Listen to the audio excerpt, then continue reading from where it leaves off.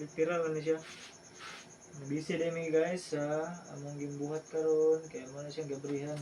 Langkat nito ng karton, mga na-intro dito na ending. Uy. Ingat.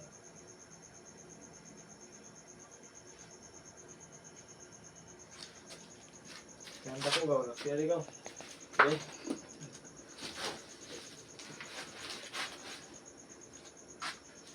Silingawan ako yung gagmay dito.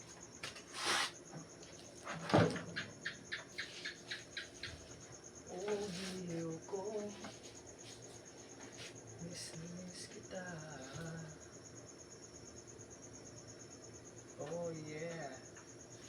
Medyo nalangan ko sa galing nga part kay kasi mga buhat na ito. Bitamon o kapilang buwan.